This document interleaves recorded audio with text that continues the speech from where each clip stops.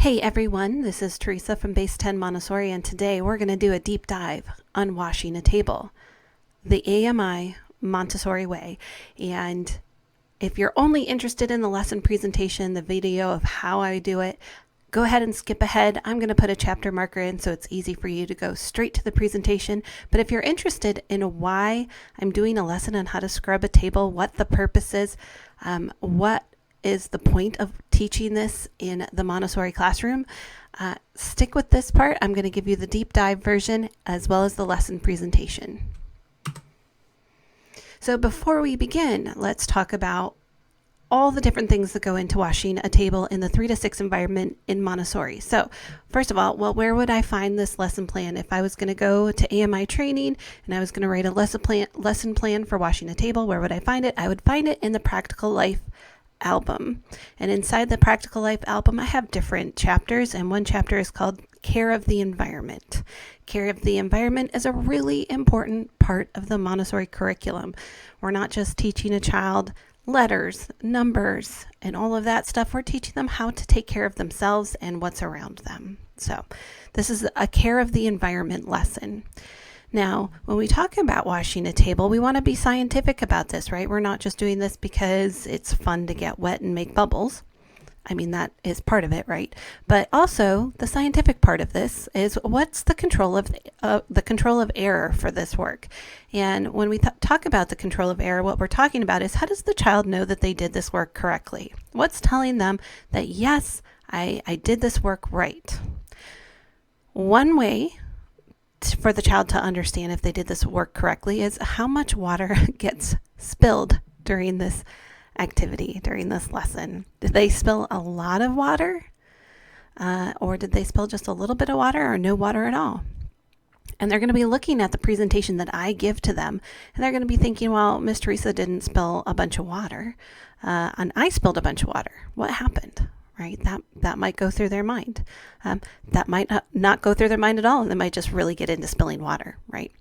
And another thing that the child can look at is how many bubbles are left on the table. If they're going and they're scrubbing that table and they get really into those bubbles, and I have to tell you, that's not hard to do. When I went through training, I made too many bubbles, and my assistant trainer said, you might want to put less bubbles on the scrubber. And I thought, what? That's crazy. I want lots of bubbles. To me, that's important. I like the bubbles. So how many bubbles are left on the table? Is the child having a hard time getting rid of the bubbles that they put on the table? Maybe that means you've used too much soap. So that's one control of error. Another control of error is, how wet are the towels? How wet are the cloths, right? If I do the presentation and I show the child that my towels are fairly dry, the next person can still use them, that's going to be different than if they come out of the lesson and they have like 6 wet towels that are just soaking wet. Very different, right? So there's a little bit of the control of error right there. Now, the age that I usually present this is around 3.5. Sometimes I wait till 4. It really depends on if the child has moved through the prerequisites, which we'll get into in just a little bit. Depends on how the child is working with those preliminary exercises. If they're doing well with those preliminary exercises, if they've shown that they can do simpler tasks, then we're going to move on to washing a table. And washing a table in my album has a minimum of 105 steps.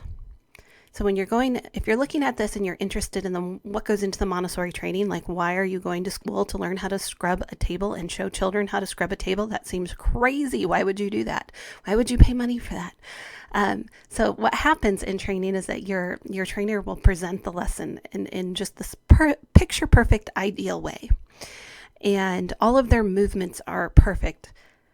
And I want you to think about perhaps an actor who's going to movement class, and every movement is important, and you're looking at every single movement that the person is doing, because each movement has purpose. And so when you go and you watch your trainer do all the movements for the practical life activities, you're writing down every single little movement, every little thing that happens. Move the dish to the left-hand side. Use your pincer grip for this procedure. So you're very detailed in your presentation notes. And those notes you get graded on at the very end. So you have to take really good notes and be very detailed. So what is the purpose? the purpose of washing a table is control and coordination of movement. That is something we're really interested in. And if you've been following my Absorbent Mind series, we've talked a lot about the control and coordination of movement. We just finished chapter 7 of the spiritual embryo and really talked about how do we connect the mind and body together.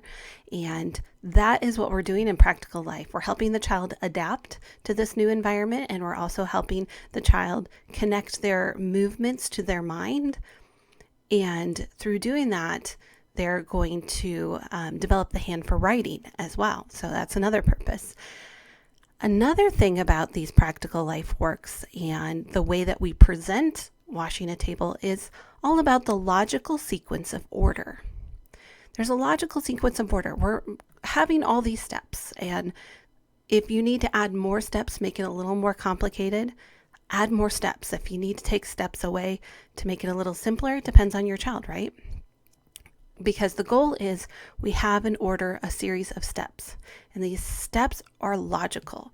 So why does that matter? Because logical sequence of order develops the mathematical mind.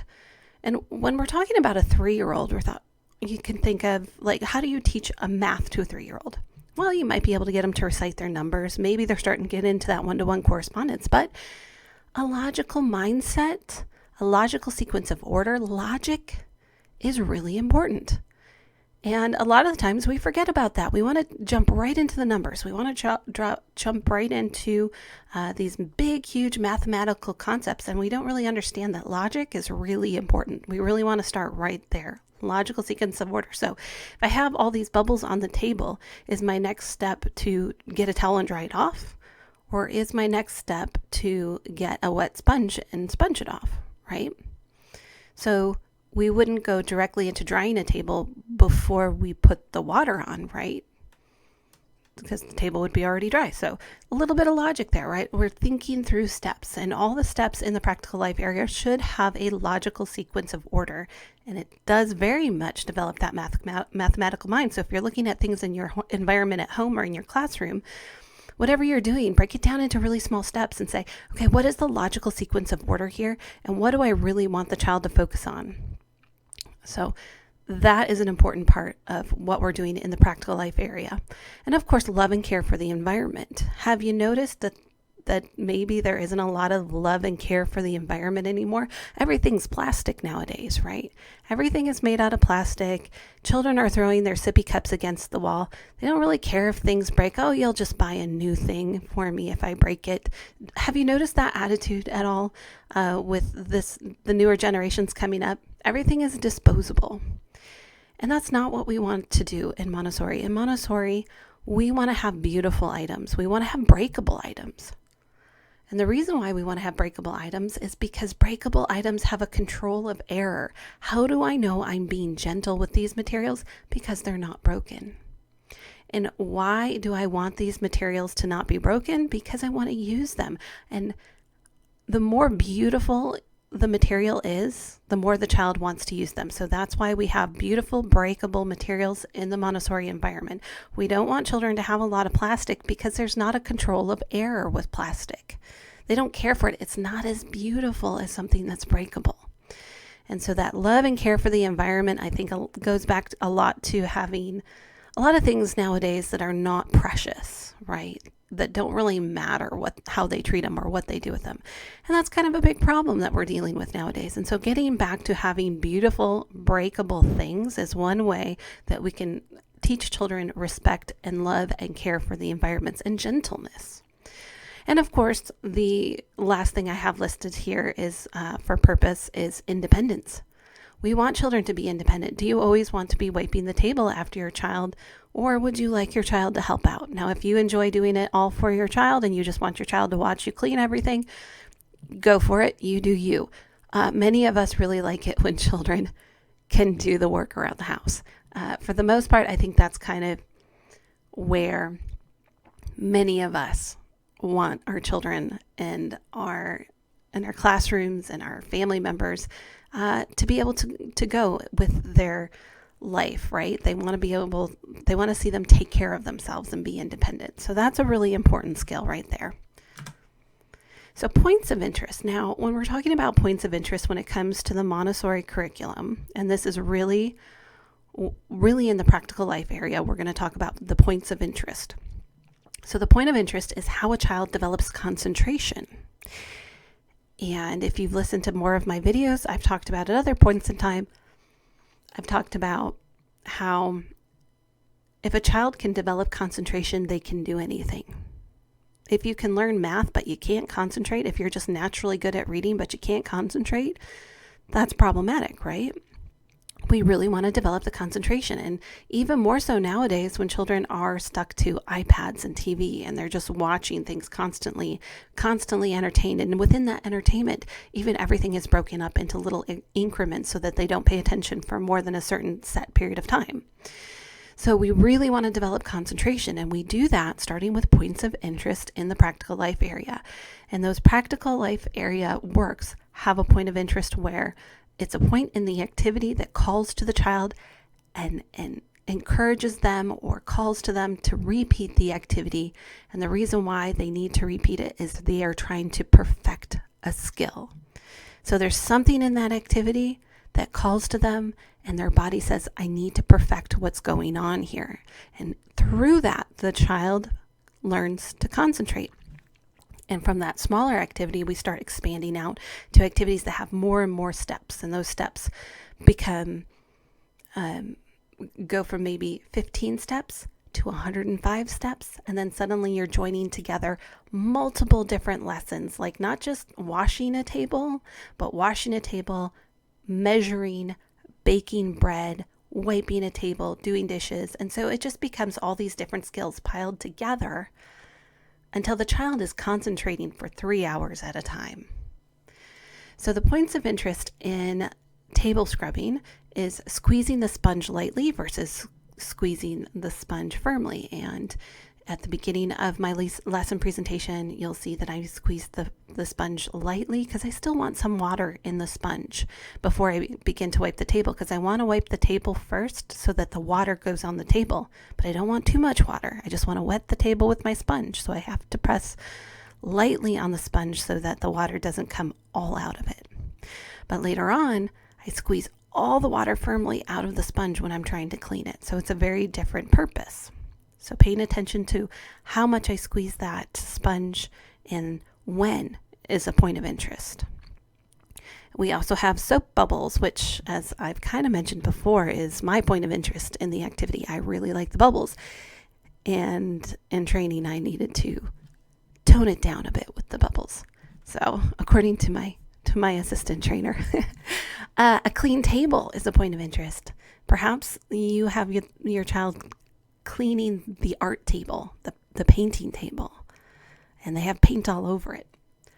That paint, the paint that they have all over it, when it's been cleaned, when it's all been taken off, that can be a point of interest for the child.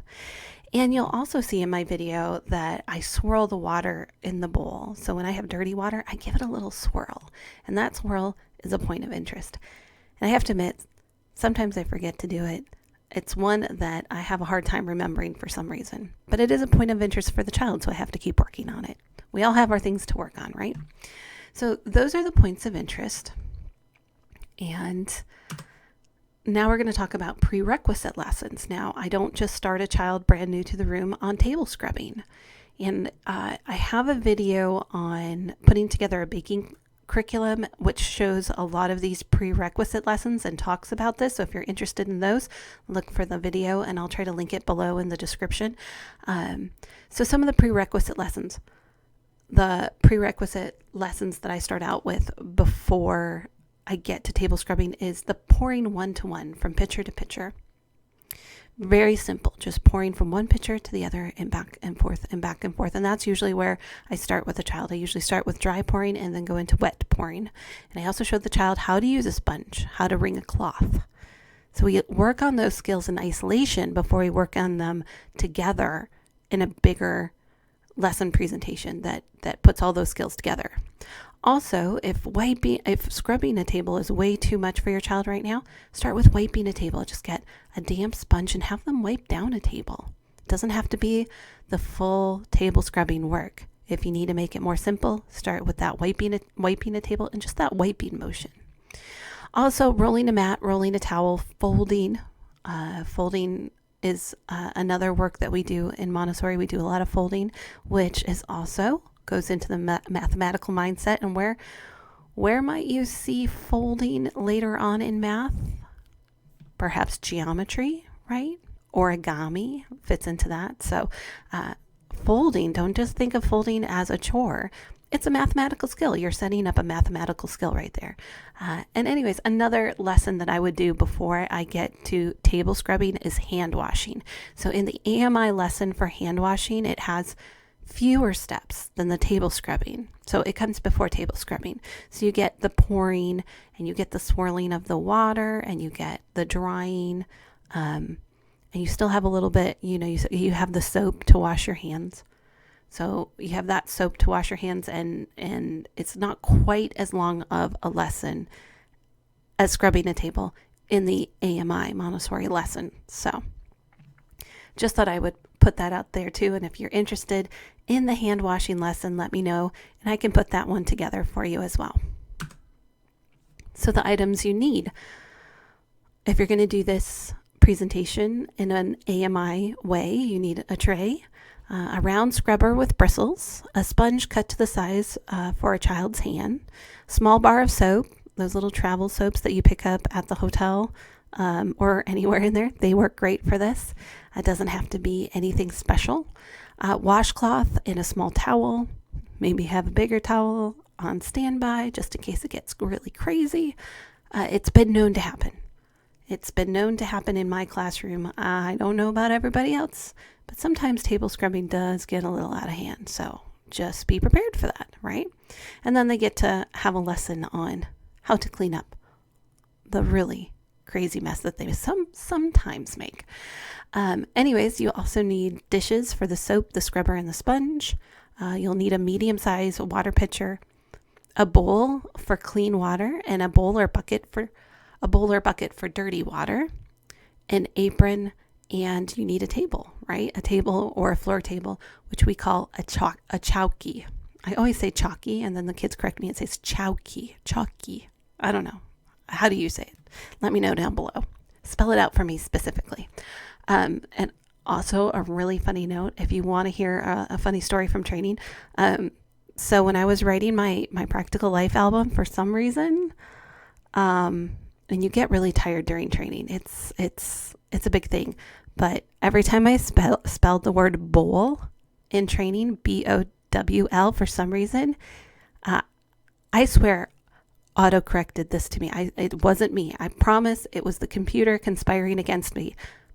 Somehow, I even had other people read my album and double check for me. I had them read my what I wrote to make sure it was correct. But somehow this got missed, and I turned in my lesson presentations writing the word BOWEL, bowel. So my assistant trainer got a real kick out of that, and then I had to go back and replace bowel for bowl in all my lesson presentations. So just a funny story from training right there. And of course, last, before I show you the presentation, is I have to dedicate this video to my friend Ezra. Her mom is helping me out. She is helping me with doing some design work, and she said to me, "Oh, Ezra didn't get a chance to get table scrubbing before summer was out." And she's really looking forward to the table scrubbing video. So Ezra, this is for you. I hope you enjoy it, and I hope you clean a lot of your mama's tables this summer. It's a great work. I hope you have lots of fun. So with that being said, I'm going to stop right here and show you the actual lesson presentation.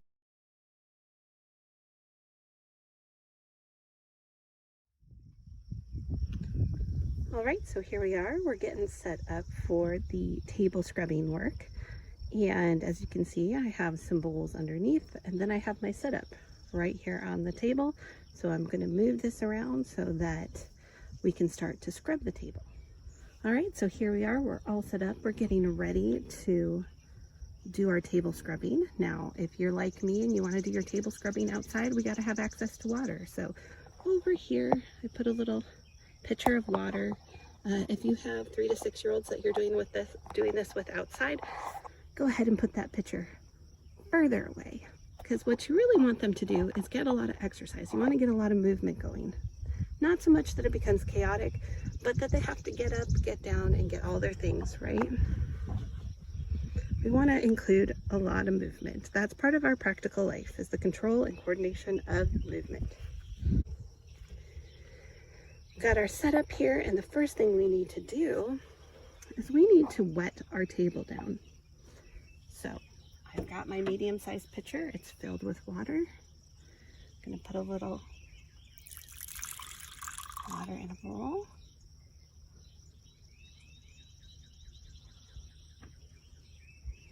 I didn't use all the water. Look at that. I just used a little bit. So we don't need that much. Now we're going to take our sponge and we're going to put it in our bowl of water. Bring it up to the camera. Can you see that the water is absorbing in the sponge? Sponge is getting a little heavy.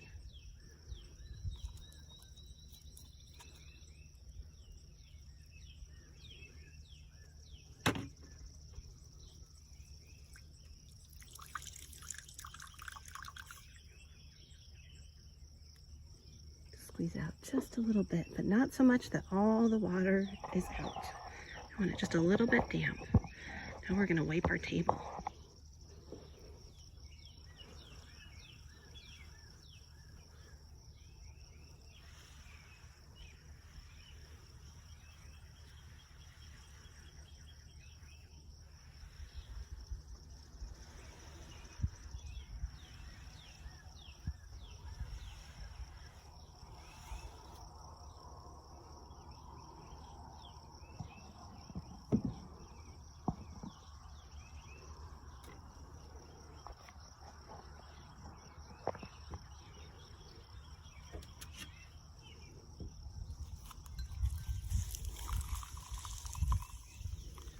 Now squeeze all the water out.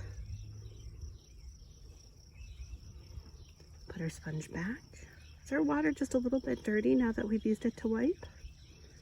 Sure is, but it's not so dirty we can't use it, so I'm going to keep going. Now I'm going to do the next step, which is one of my favorites. Pick up my soap. It's just a bar of soap. You don't need even this much. It can be just a little bit. Wet the bristles on my scrubber.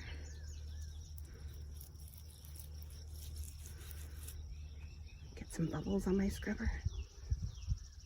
I put my soap back. I've got my bristles. Now let's watch what I'm gonna do. Ready? I think I'm ready. Let's take a look.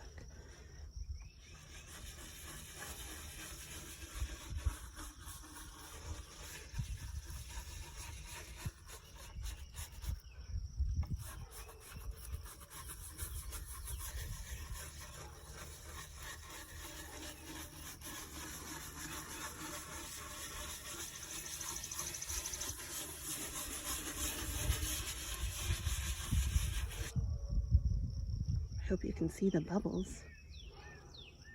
Ready?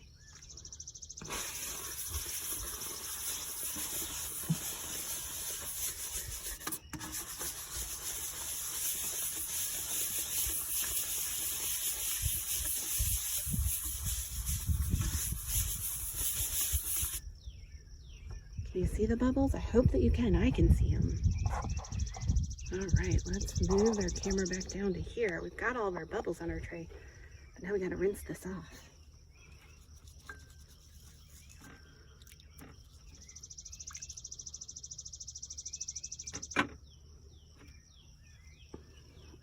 Oh no, look at that. We've got some dirty water. We're not going to want that to clean the table. We're going to have to dump that out and get some fresh. So let's take the bowl that's under here.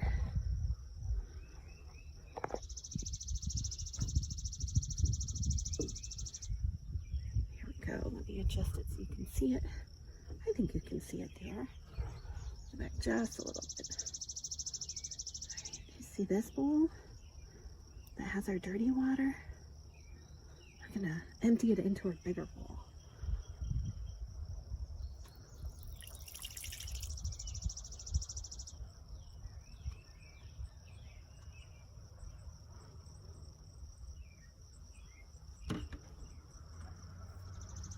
Now our dirty water's in the bigger bowl. I'm going to put this back under the table. Now we have all this soap on the table that we have to get off, so let's get a little bit more clean water here.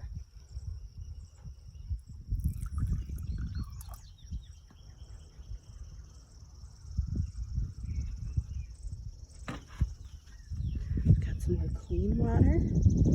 Let's get our sponge.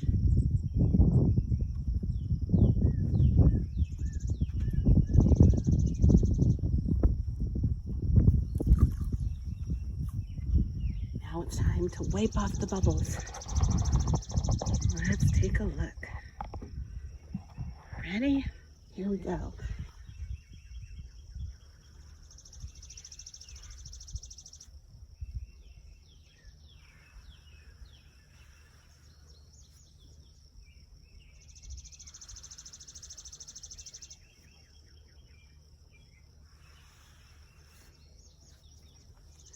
I can feel and see a lot of bubbles in my sponge. I think I'm going to rinse it out in my water one more time. I'm bringing it over to my bowl. I'm squeezing it. All right, I have a clean sponge again, so let's keep wiping.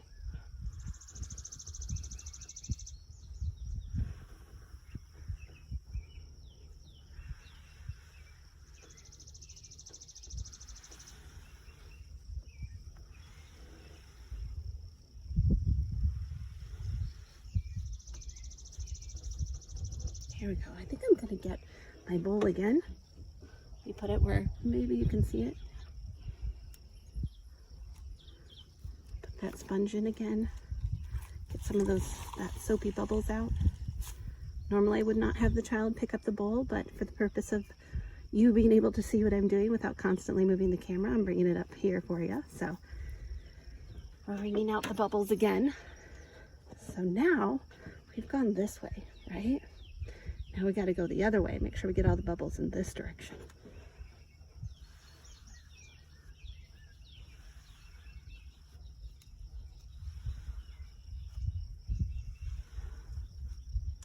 You know what? And I still have a lot of bubbles in it. Maybe my water has become too soapy.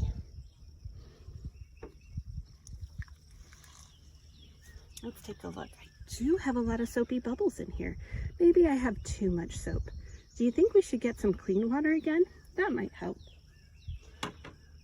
Let's take out our big bowl of dirty water right here. Right there. You can do this as many times as you need.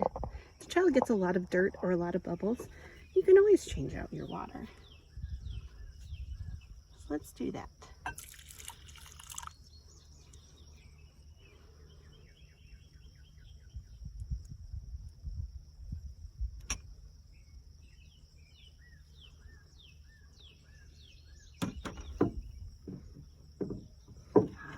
Now we're going to get some fresh water.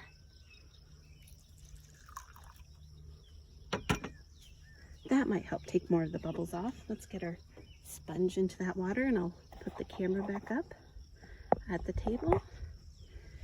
Here we go. Now I feel ready.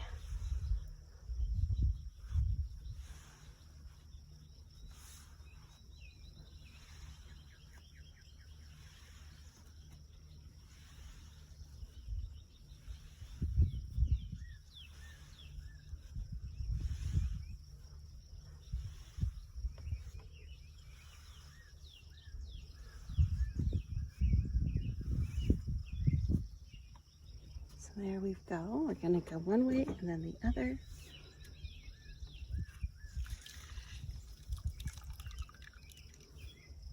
Squeeze out our sponge again. And now we've gotten all the bubbles off. Now it's time to get our washcloth. We're going to pick up our washcloth. You can have it rolled for this part, and we're going to dry the table.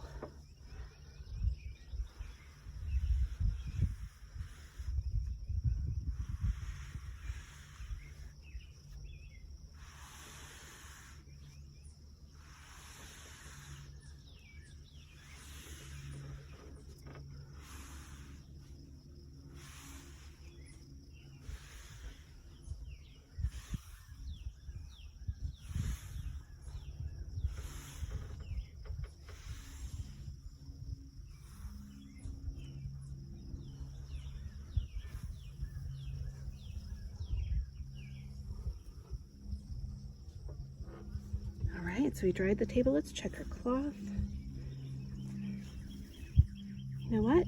It's pretty dry still, but if it got too damp, I might need to show the child where to hang a really wet cloth. So make sure you have a spot where you can hang things when you're done, because sometimes it gets really wet.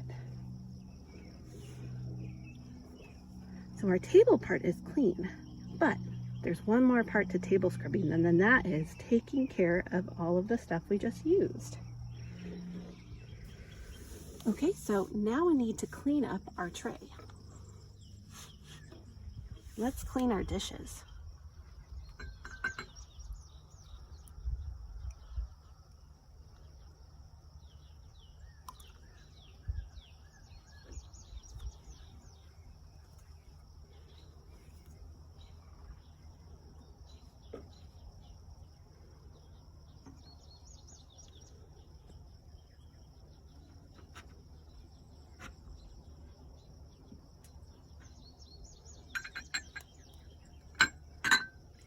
Usually the soap dish is the one that gets the dirtiest.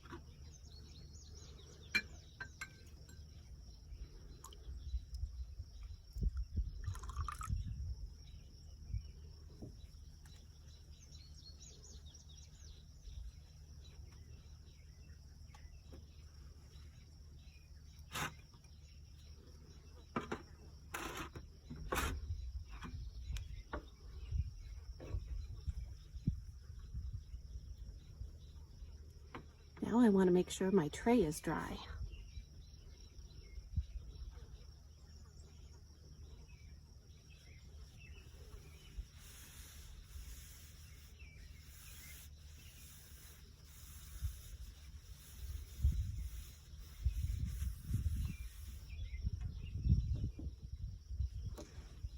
I want my towel's just a little bit damp now, so I think I'm going to hang it out to dry. Luckily I'm outside and I'm just going to use the railing. Now I've got to take care of my dirty water.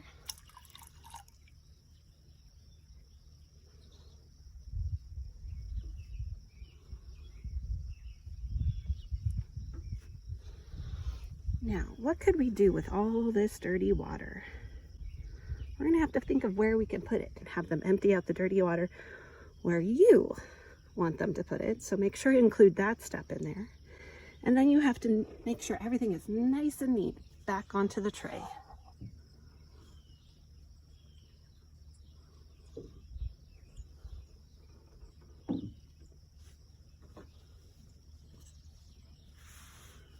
My towel's still pretty dry, so I think I'm going to reuse it. So let's fold it.